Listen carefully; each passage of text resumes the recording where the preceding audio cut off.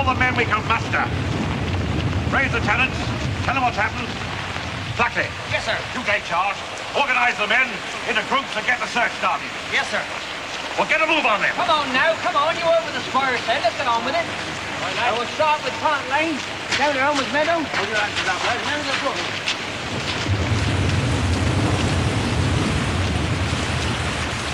Shouldn't we go with them, Charles? You're new here, Vicar. You don't understand. They wouldn't follow me. They know where that girl is as well as I do. You know where she is. Yes. Don't be wrong, I suppose. Thank God that I am. Vicar, will you come with me? Of course. Thank you. Listen, I don't think I can face going there on my own. Where? The ruin in Duval Wood. That's where the others have been found.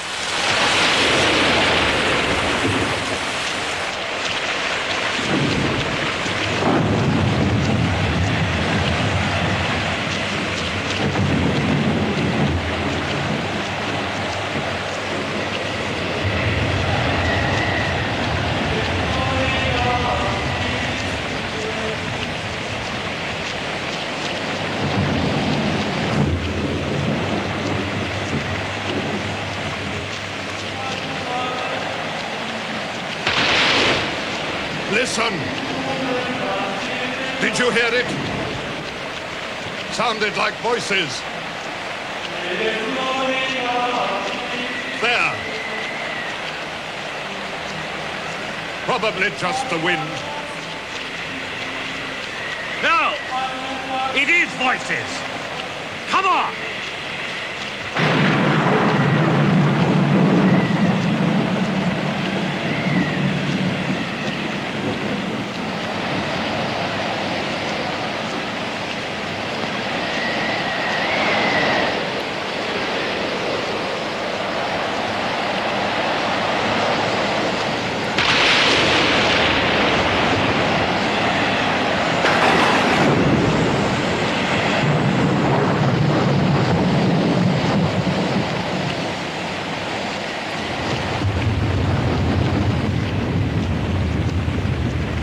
What is it? Baldick, what is it? Can you smell it? Yes, there is something. Corruption. Decay.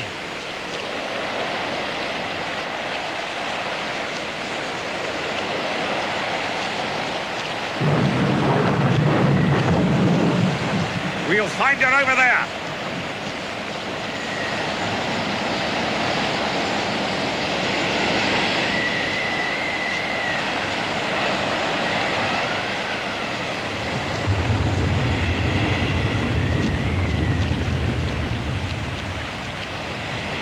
That's where we look first. Down there.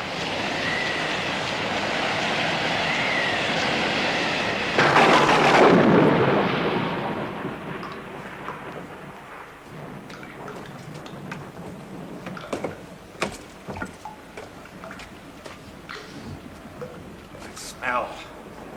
It's stronger now.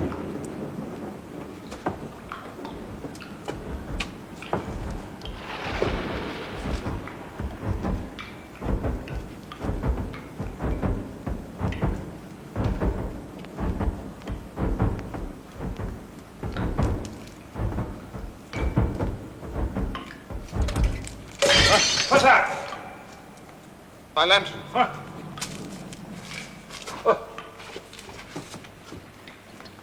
Oh! What?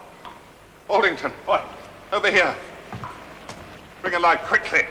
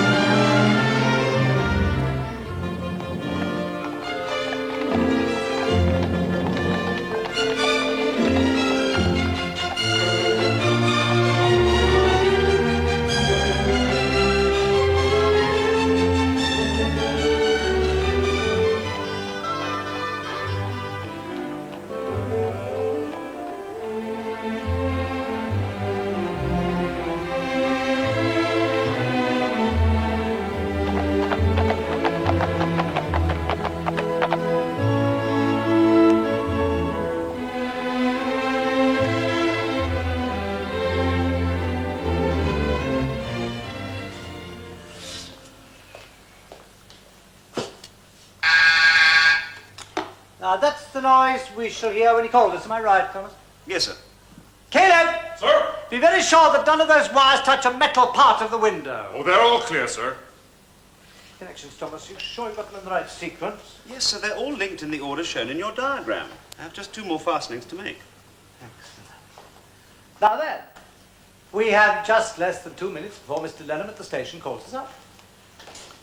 Elmsted, my dear man, I'm delighted to see you. Thank you. It was good of you to have me met at the station. No, not at all. Now, you must tell me about this letter of yours. I confess to being very intrigued by what it didn't say.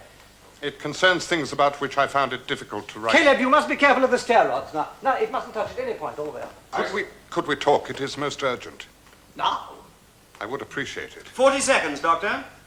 Elmsted, bear with me for a few more moments and then you shall have my undivided attention. We're conducting an experiment in electric telephony. As you probably know, Manzetti and Bell have done a great deal of research into the subject. In fact, the equipment that we're using is based on their findings with 1 or 2 developments of my own. 30 seconds. We've tried it successfully over 200 yards. Now we have wires laid for 5 miles from here right the way to my railway siding at the other end of the estate. 15 seconds.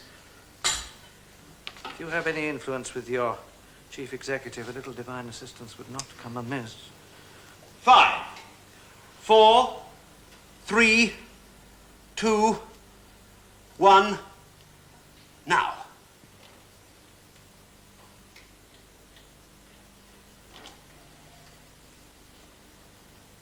Come on, come on. Shh.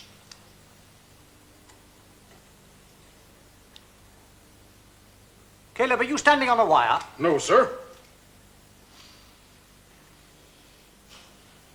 Well, we must start a complete re-examination of the equipment and the wiring immediately. I want everything checked from here right the way back to the station. Doctor! It's him. Hello, Mr. Lenham! Shh, everybody. Can you hear what he says? What? Thank you, Mr. Lenham. It's very bad, isn't it? Could you hear what he said? Yes, he said his watch has stopped, and is it time to start yet? A station master with a watch that stops. Thomas, you shall take him a fine new chronometer. Who knows? It might even alleviate the discrepancies between trains and timetables. Congratulations. It's a great achievement, sir. No, I think it's very disappointing. We must look for ways of improving it. Thank you, Mr. Lenham! You think you heard me? Thank you both very much. Thank you all for your attention. Now then, Elmsted, I have a very interesting claret which I should like to discuss with you. I've only opened 2 bottles so far, but I had it seems hoped to me... we might talk. Is it so pressing? I'm afraid more people will die if something is not done immediately. Die? In a way more frightening than you could ever imagine. Come into the study. Thomas, Sir? I don't want to be disturbed. No, of course. Now then.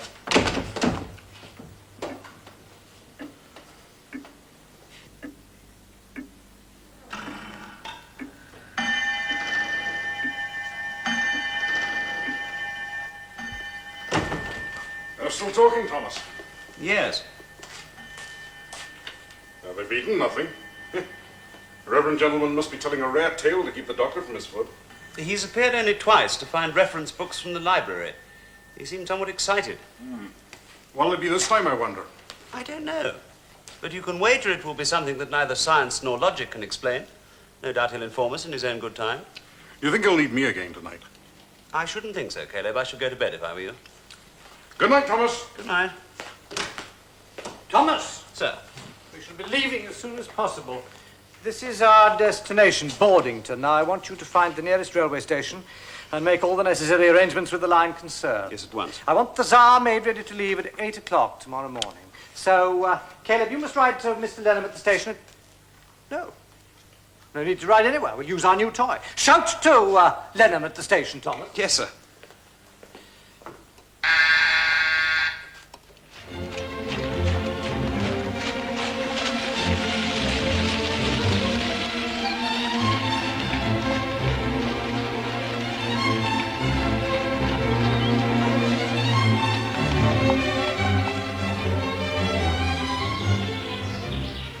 Be careful of the fidget. Oh, yes. Ah, Mr. Lennon. Good morning, Mr. Lenham. How's the watch? Very well, thank you, Sir Robert. Everything's arranged, sir. We're due to join the main line at 9 o'clock. Special routing has been arranged from there to your final destination. Thank you, Mr. Lenham. It's magnificent. Isn't it splendid? It was built here for Tsar Nicholas of Russia, so I call it the Tsar. He ordered it when he was having a spot of trouble with the Decembrists. Bulletproof glass, armor-plated throughout. It's a mobile fortress, but extremely comfortable inside. It's superb. Indeed, so comfortable is it that from time to time I forget I'm in a railway carriage. Just the other day I threw open the door and walked straight out without benefit of steps or platform, which accounts for my present predicament. My laboratory and sleeping quarters are there. Kitchen and staff bedrooms down there. But if it was built for Tsar Nicholas, why was it never delivered? Because of an error on the part of the coach builders. Unfortunately, they were too slow for His Imperial Majesty's patience. So I was able to step in and purchase it and incidentally prevent them going bankrupt. And since then, I've been able to make a few alterations. The Tsar can now be adapted to run on any gauge in Europe. Come on in.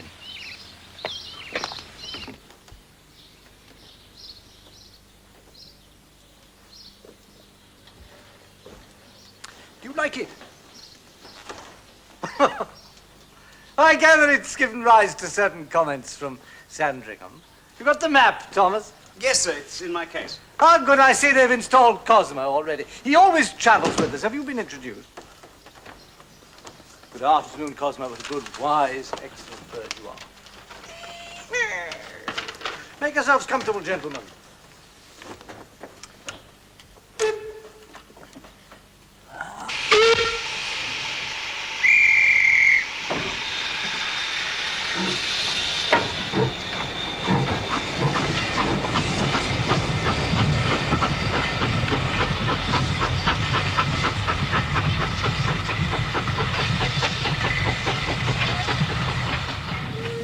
How's where the girl Sarah Chislett was employed? Would you indicate that? Yes, that's here, roughly here. Thank you. She was seen running towards the house, skirting these woods. Duvel Woods, yes? Yes. Aldington had taken me to a ruined abbey in the center of the woods. There we found her. And she was dead. The marks on her body showed that she'd been beaten to death, savagely. I cannot conceive of any human being who could have inflicted such terrible injuries. But forgive me, Mr. Elmsted, but surely what you describe, a beating, could be caused only by man. Then what would you conclude, Thomas? Well, on the facts to hand, I would say we are looking for a man, most likely insane. In a small community, he should not be impossible to find. That is not a fair question. There are more facts. It has happened before. People have died there before, and always in terrifying circumstances. And always in Duvel Woods, in or near the Abbey. And I'm right, am I not, Elmsted? Men have been charged with these murders. Oh, yes. Tried and hanged, God rest their souls. And after their deaths, their guilt brought into doubt by yet another killing. How many have died? Local legend has it that the deaths go back into prehistory. There are written records covering the last 200 years, and documented proof of at least 43 deaths.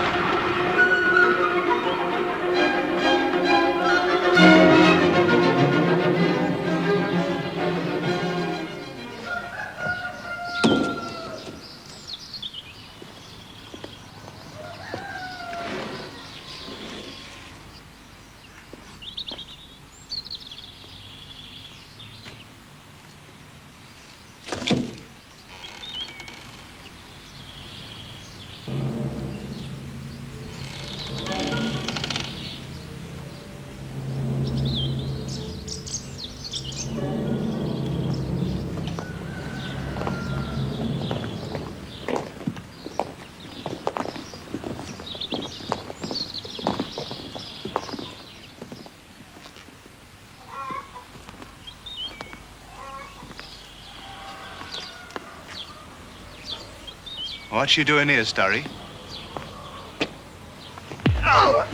Grab him, lads! Hold him fast. He has the strength of the devil in him. What are you doing this for? What wrong have I done you? Don't play the innocent with us, Martin. You're going to hang for what you've done to Sarah. Sarah? I had no hand in that. You were lovers. That's a lie. Neither truth nor lies will save you now. Sarah talked about you to her friend Betsy, who worked in the house. You two had been meeting for the best part of a year. You were lovers. All right. But it was Sarah what wanted it kept secret, not me. You were with her that night. Yes. Admit it then, you killed her. No! We were together. It was later than either of us thought. She was frightened she'd get into trouble when she got home. So she decided to take a shortcut through Duvel Woods. I tried to stop her. You went after her. No, I didn't. But you do go in them woods. There's hardly a man for miles who go in those woods alone, even in daylight. But you go there. You've been seen. I don't deny it. There's some evil power there that's not of our good Lord's making. You were lovers and you killed her. A power? A feeling.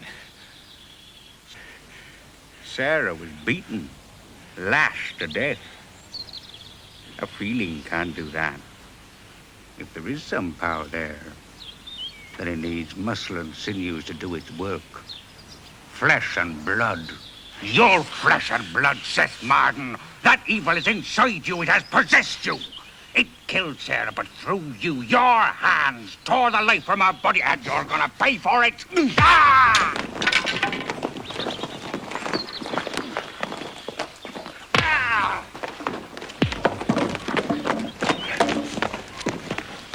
Stop him! If he stays free, he'll kill again. Get the guns. We must find him.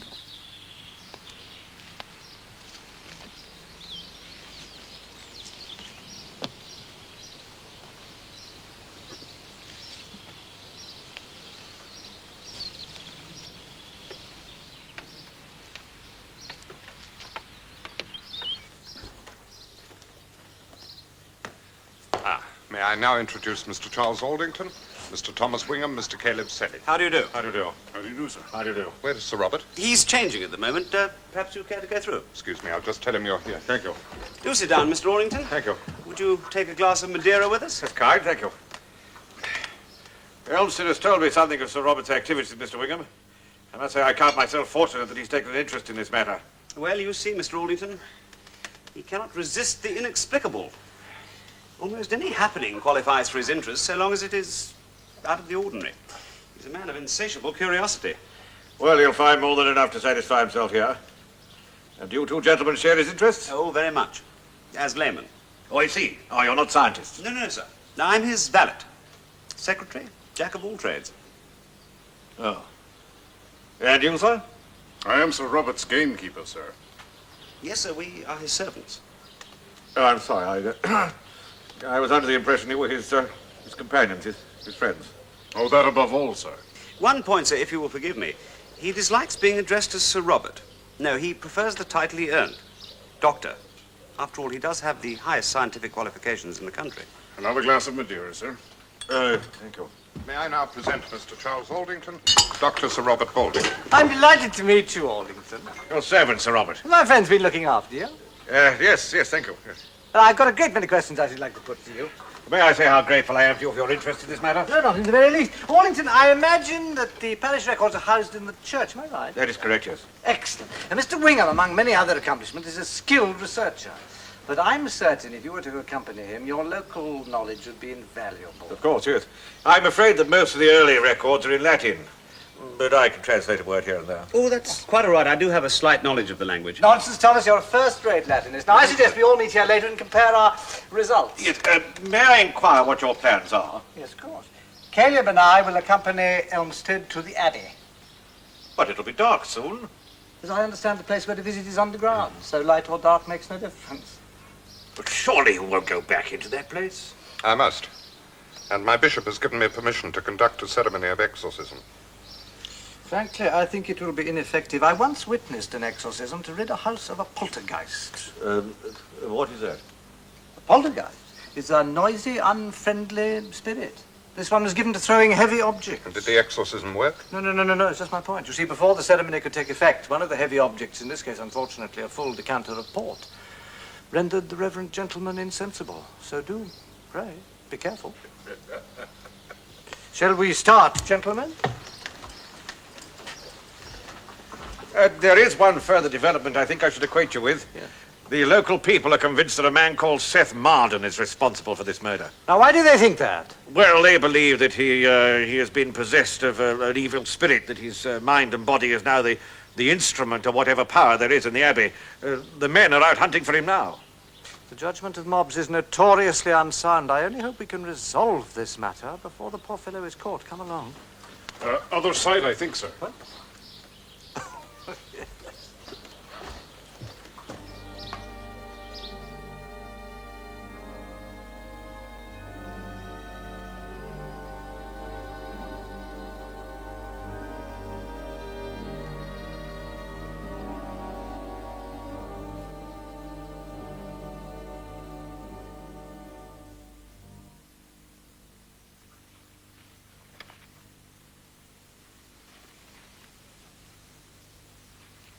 What is it, Caleb? No bird song, no animal tracks, no burrows. It's been like it for the past mile. Let's get on.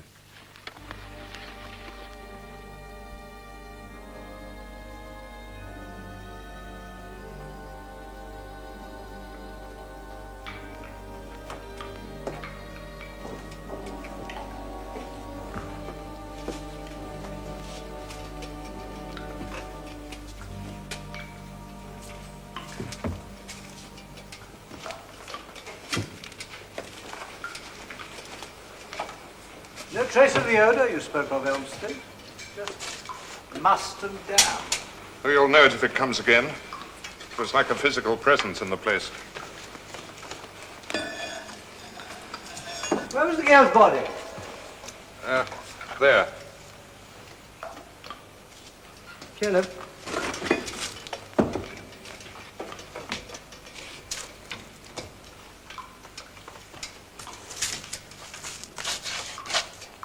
You found something?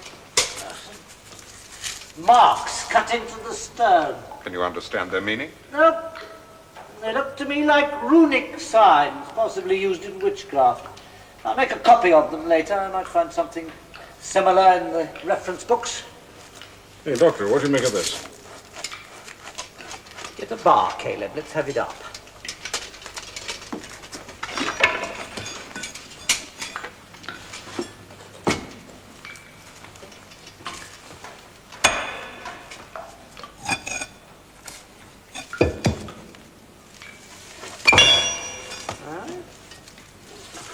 Very good. Let's have some more of them up.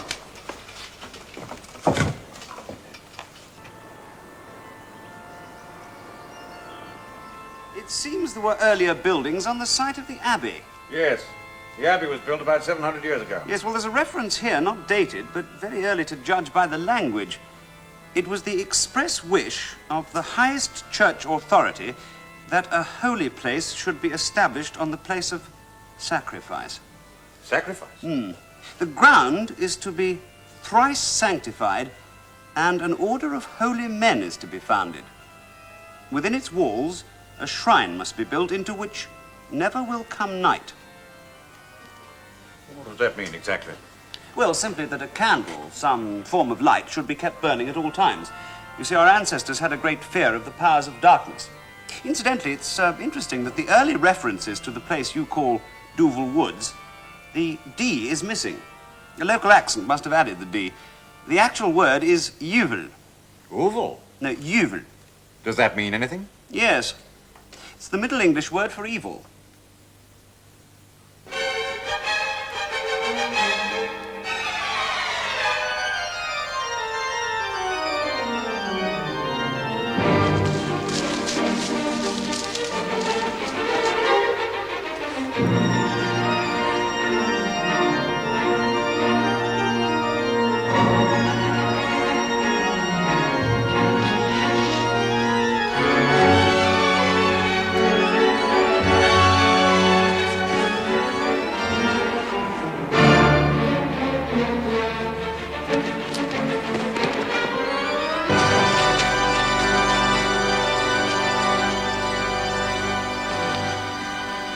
What is it?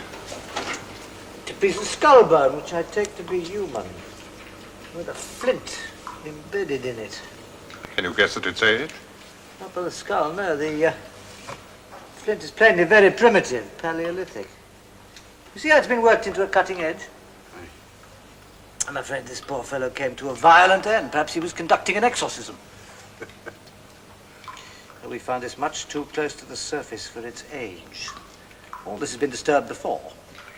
We must dig deeper. Caleb, I want you to go on, but I want you to... Something coming.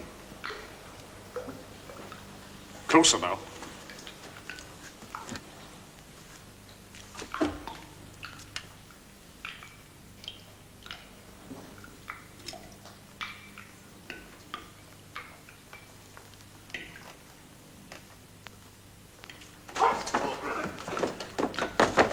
What's your name? Gently, gently, Caleb. Come, he's half frightened out of his wits. Don't be afraid, we shan't hurt you. You're the one they're looking for, am I right? The man the villagers are hunting. How did you know that? No local would come here, to this place, unless there was something outside that frightened him more. They started beating through the woods. Groups of them. Oh, they'll kill me. They'll do nothing of the kind, not so long as you're with us. Caleb, go outside and see what you can see. Besides, you couldn't have a better hiding place. They'll think twice before coming here. I just want to rest up for an hour. I can't stop here after dark. Not when night comes. You take a nip of this and calm yourself. Go on, go on, go on. We'll decide later what's best for you to do. In the meantime, I want you to tell me everything you know about this place. Have you been here before? Tell me about it. Oh, thank you. That's better. Do you know this is most interesting? What's that? Well, there is one oddly singular thing that appears throughout all the legends. Despite all the contradictions, there is one feature that recurs. What's that? Well, simply that the first people to settle here were led by a warrior chieftain named Baldick.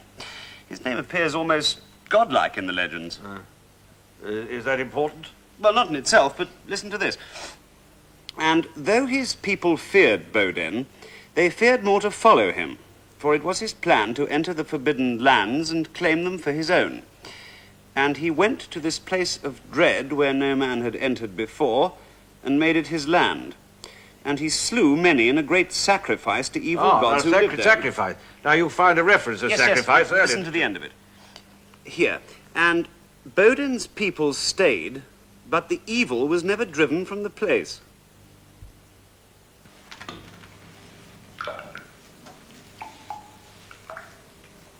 Had you known Sarah for a long time? A year or more. If I could have scraped a proper living, we would have married. Of course, she knew the reputation this place had. Aye. Now, what do you think it was that made her come down here? Perhaps the shelter from the storm. She took a shortcut through Duvel Woods to get back to the squire's house. Well, she didn't want another beating. Beating? The housekeeper's a bit free with a birch, but it's no more than a tap across their backsides. And she was frightened of that? She had a mortal dread of punishment. Her father was a pig of a man who'd take his belt to her if she so much as spoke out of turn. Never a week went by without she'd get a real thrashing for something or other. I had a good scout round, Doctor. I followed the search parties for a while. They're keeping well clear of here. That's excellent news, Caleb. And it's getting dark. We'll have no trouble getting back. Good. Now, Mr. Martin, will you go with Caleb? He'll take you to my quarters. You'll be quite safe there. Thank you, sir. And get some rest. I shall need help if I'm going to go on with this excavation. And none of the other local men will give me any. I'd be glad to give you an answer. Thank you. Off you go, you two. Aren't you coming, Doctor? Presently. I shall stay here until Mr. Elmsted has done what he has to do. Right.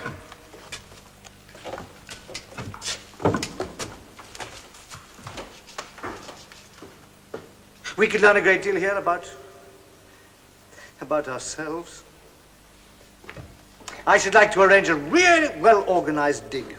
That would be desecration, Baldick. The dead should be left in peace. My dear Elmsted, I've heard that argument before, but only from the living. Yes. I would prefer to be alone for this. If you wish. It's just that you don't share my convictions. And you think my doubt might weaken your action? Perhaps. What I have to do here is to prove that my faith is greater than the evil that is in this place. That my God is stronger. I hope you're right. I'll be outside. Thank you, Baldick.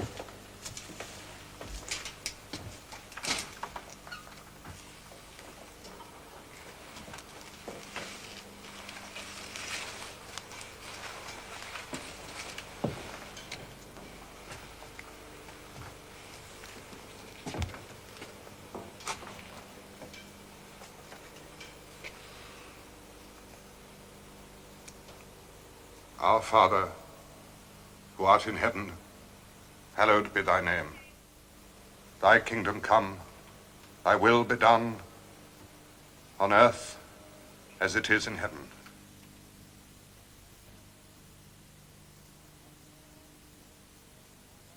God, the Son of God, who by death destroyed death and overcame him who had the power of death, beat down Satan quickly. Deliver this place from all evil spirits, all vain imaginings.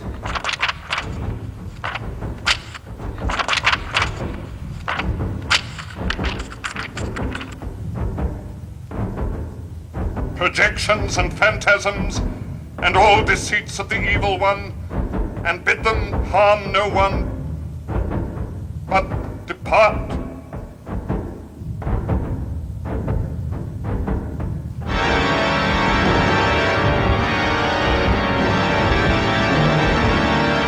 Up to the bliss.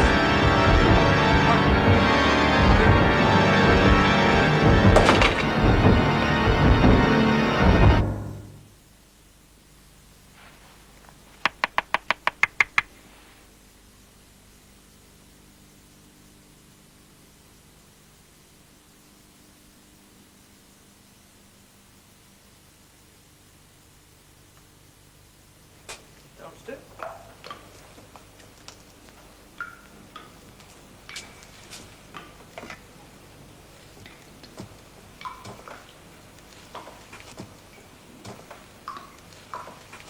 Elmstead? Help me. God help me. What happened?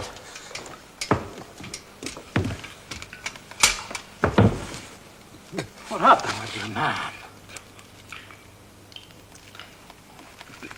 It was stronger than my faith.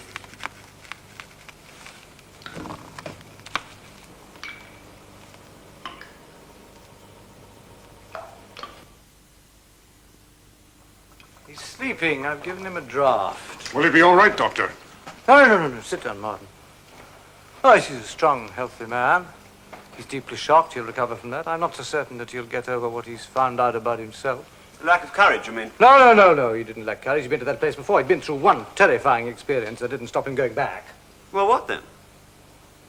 He doubted himself, Thomas. He learned that his belief in his faith was not absolute, and in that moment of doubting, he was lost. He allowed himself to think that the power that exists in that place is greater than the power he believes in. I'm going to drink some brandy. Caleb, we shall need some more tools, shovels, and picks. Right, sir. We're going back there tonight. Yes, Thomas. Oh, Mr. Martin, would you stay here and look after Mr. Elmstead? I'll try to get some rest. There'll be a great deal to do tomorrow. When you brought Elmstead back, he was muttering about fire. What was that? He wasn't very coherent. He said that when he was in the Abbey, the lights grew dim, there was a deafening noise, and his Bible began to burn. Then he said that the whole chamber was engulfed in flames. He could feel them and smell his own flesh burning. Well, that's strange, because Aldington, the first time he went there with Elmstead, he said he'd seen something terrifying, but he refused to talk about it. Of course. That's how it would work. I know what it is now, Thomas. I know what we're up against. Caleb! Sir! Hurry up! And fill my flask, will you? Right, sir. We've still got to find the reason for it, Thomas, and I think we shall find that at the Abbey. Get your things, Thomas. Caleb! Look, Doctor, what are we up against? All in good time, Thomas, all in good time.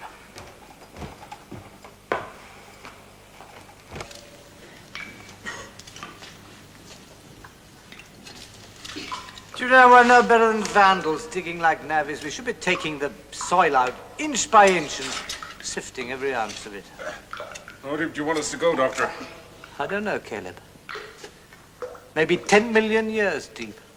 There must be something that existed here at the beginnings of time, perhaps even before man. Before man?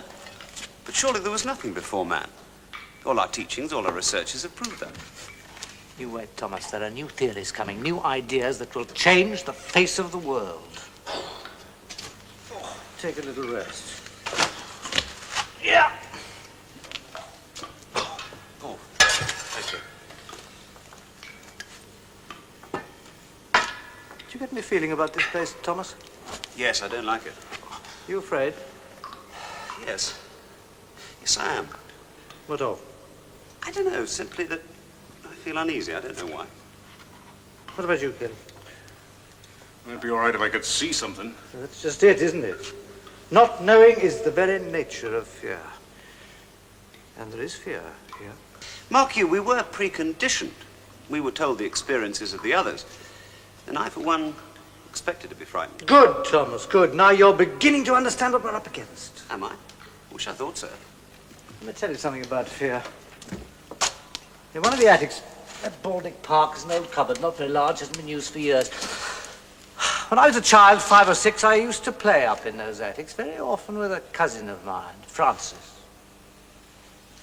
A wretched youth, older than me. He told me that something lived in that cupboard, a creature that drank the blood of small boys.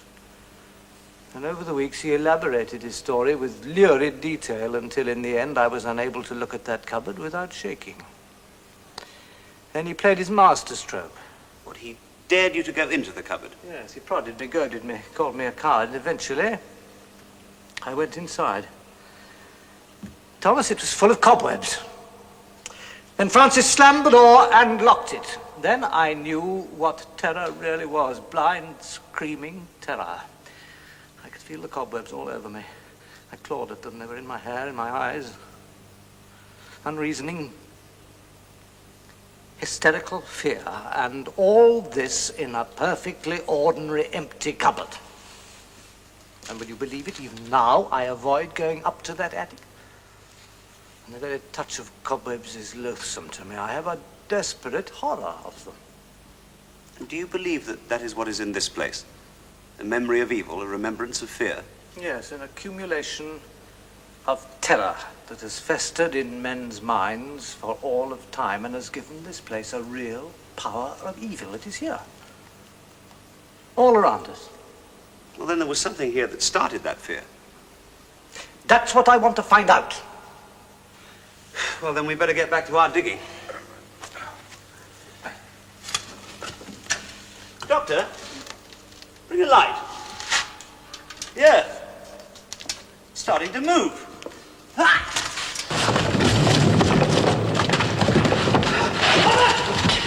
Are you all right? Yes, I'm all right. It's very dark. Can you bring a light? Caleb, give me a hand.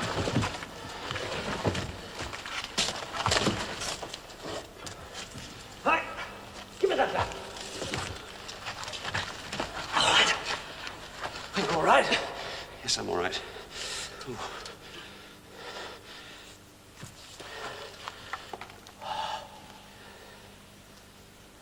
This is fascinating. Fascinating.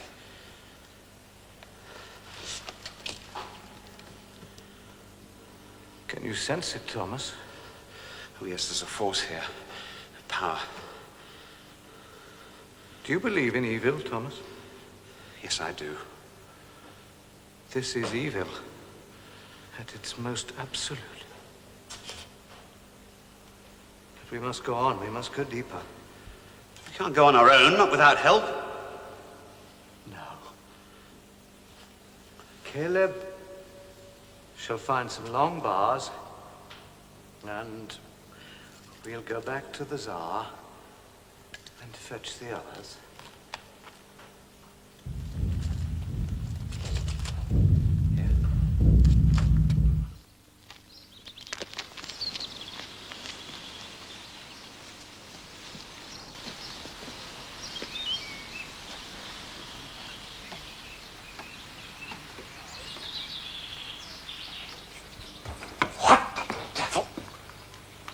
Quick over here. I'll get some water. He's alive. Where's Martin? He's not here. They came, I couldn't. So. Where have they taken him, Mr. Elmsted? Farm, something about the farm. We must stop them, Thomas. Caleb, stay here and look after Mr. Elmsted and see that nobody else gets in. Right, sir.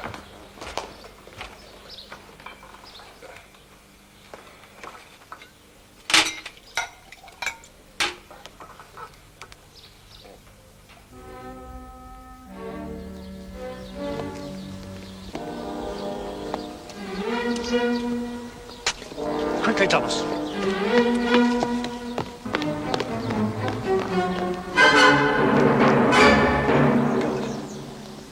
Let him down! No! Let him down!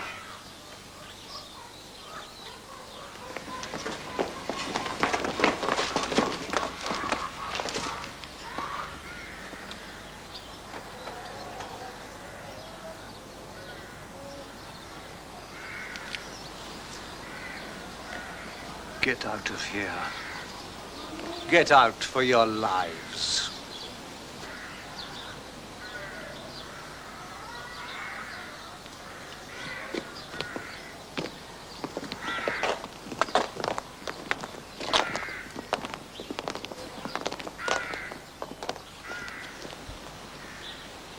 You're not going to let them go.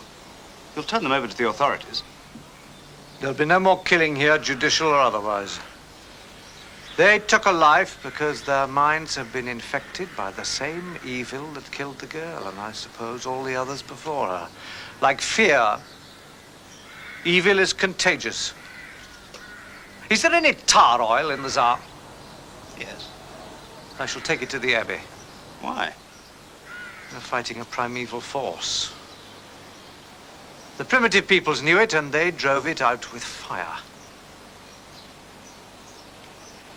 Have something done for that poor fellow, then follow me, Thomas. Yes, of course.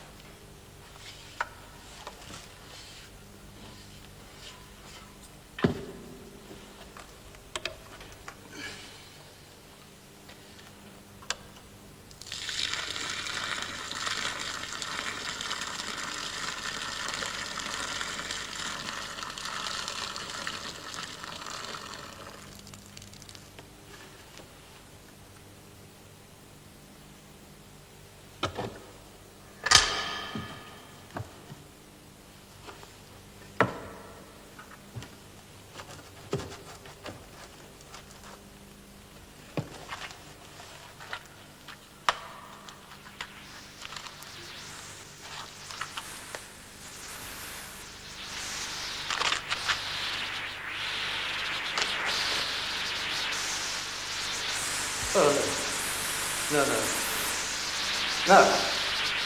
No. No. No.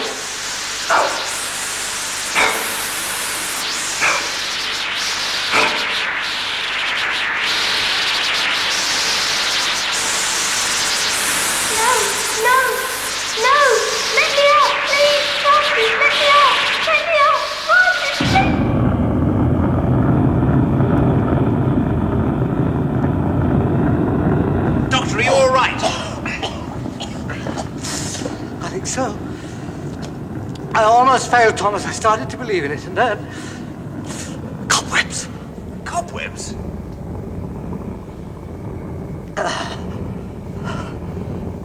It doesn't matter now. Doctor, what happened? What did you find down there? A ghost? The spirit of something that died before yesterday began? For myself, I shall always believe that we have witnessed the physical manifestation of a mental condition. Fear is a mental condition. And yet it has been known physically to turn men's hair white. People who sneeze at the scent of flowers will still sneeze when they're presented with a paper rose, simply because they believe in it. But you didn't believe in it, Doctor. You were able to rationalize your fear. Poor girl Sarah Chislett's simple mind gave in to the force. And you, Elmsted, you almost failed, but then you were taken by surprise, weren't you? Yes. I had not consciously realized before my dread of fire. You, Orlington, you Yes, interest and of me. course I understand all this. But you see, my people are the simple folk that you describe. Now, how am I going to explain all this to them? Let them understand the importance of their own imaginations, the paramount value of the ability to think.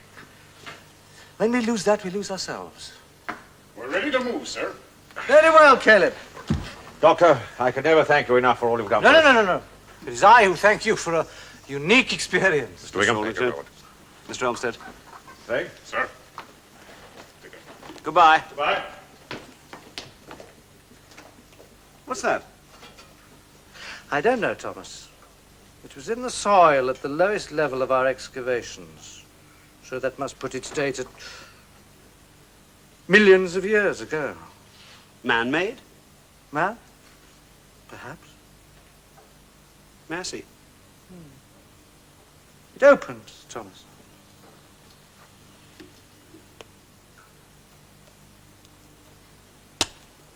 Isn't it exquisite?